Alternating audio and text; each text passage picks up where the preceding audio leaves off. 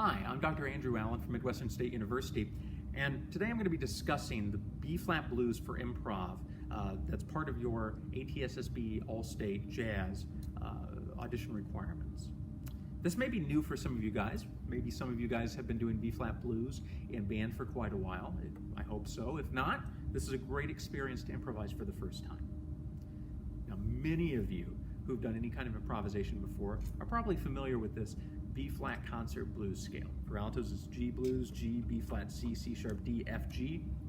For tenors, it's going to be C, E-flat, F, F-sharp, G, B-flat, C.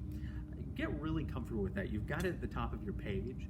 For each one of these, I would memorize that straight out. It's going to be a great resource for you. You can use it no matter what chord's going on in this example. Play with rhythm, have something really cool going on.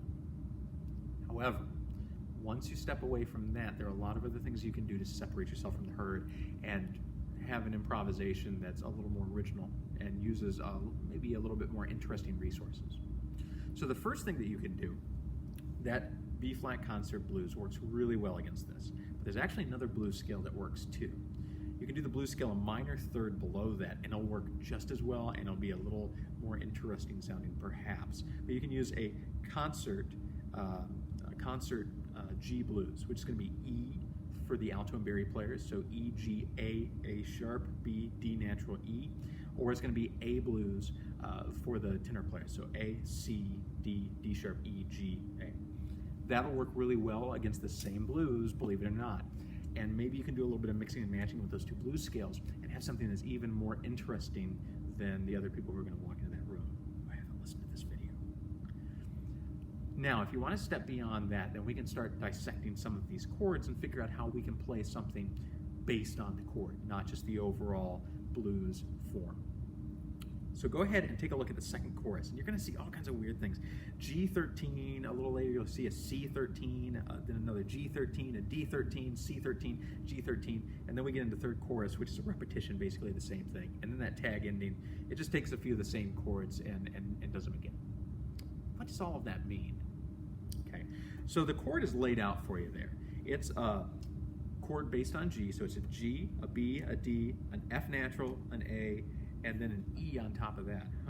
All kinds of interesting stuff. I'm not terribly interested in most of those notes for you guys. I'm interested basically in just 4 notes. So the G13 chord, you strip away all the extra stuff, it's what we call a G major minor 7 chord or a G dominant 7th chord. So it's a major triad, G, B, D, with a little minor third on top, the minor third between the D and the F. So that's an F natural, G, B, D, F natural. Another way of thinking, it's a major triad with a little minor 7th on top. Between G and F natural, that's a minor 7th. Every single one of the chords that you see in here, it's the same thing. All of those 13 chords, they're just major minor 7 chords. They're just dominant 7th chords.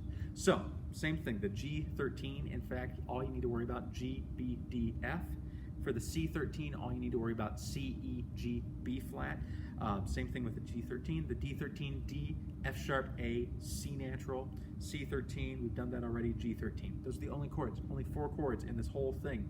For my tenor players, you guys are dealing with a C major minor 7, so that's C, E, G, B flat, 4 bars of that, then 2 bars of F, F, A, C, E flat, then 2 bars of C, C, E, G, B flat, 1 bar of G, G, B, D, F, 1 bar of F major minor 7, F, A, C, E flat, and then 2 final bars of C major minor 7, C, E, G, B flat.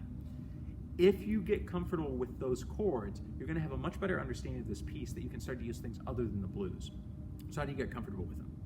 You play them. Play up and down those 4 notes of each chord until you get to the next chord, then switch.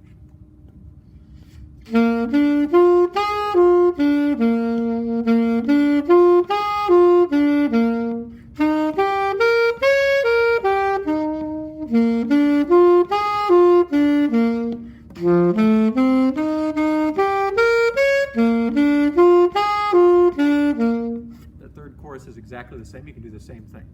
Once you're very comfortable outlining the chords like that, try them a different way. Try them from the top to the bottom. Go from the 7th to the root.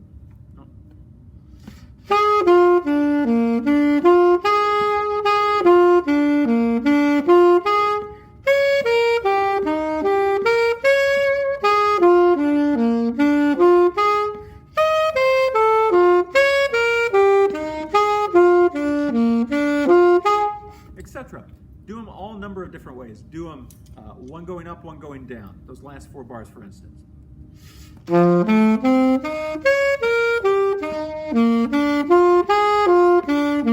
Try them in all kinds of different arrangements and permutations until you have it memorized like the back of your hand. You can do it off the page, no problems, and you really know the chord structure.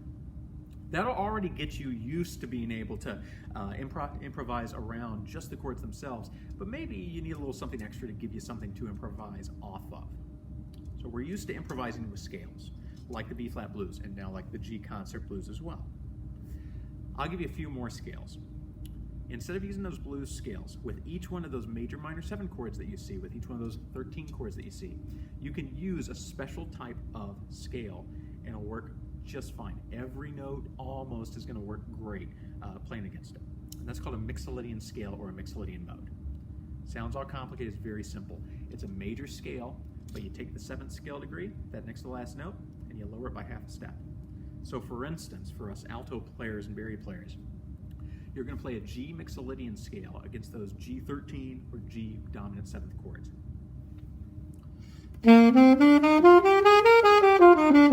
So it's just G, A, B, C, D, E, F, G. For the C13 or C major minor 7 chords, it's C, D, E, F, G, A, B flat, C. For the D13 or D major minor 7 chords, it's D, E, F sharp, G, A, B, C natural, D, etc.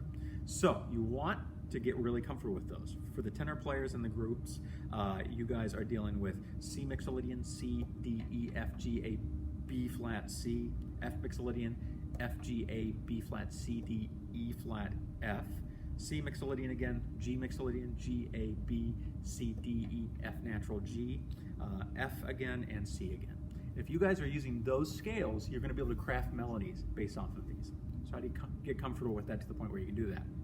Again, play them in time with your metronome on 2 and 4. It's like anything else. You start slow, you gradually amp it up as you get comfortable with it.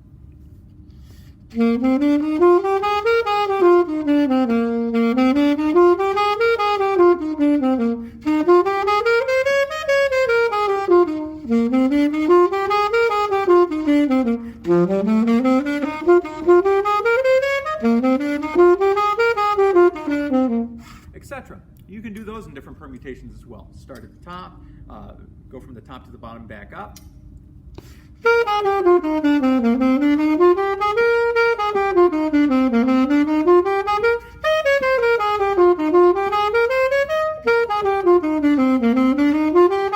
Etc., etc. You can do them in thirds, you can do them in fourths, do whatever you need to, again, until it's like the back of your hand. You hear those scales and those chords in your mind, and you're comfortable with that. Then after that, take all that information that you've just learned and try to put it out of your mind for a minute, and just try to think of a little melody that's going to fit that G major minor 7 first 4 bars. Maybe even think 1 bar, and see if you can get that to come out on your horn. See if you can hum something and then play it immediately. If you can do that, you've succeeded. I would start in small chunks and try to build up into that. You want ultimately to put all that other stuff to the side and be able to think something and play it automatically. That's what the rest of this is all about. I hope that's been helpful. Please get a hold of me with any comments, any questions, any concerns, andrew.allen@mwsu.edu, or get a hold of me through my website, allensax.com. I look forward to speaking with you, and as always, good luck.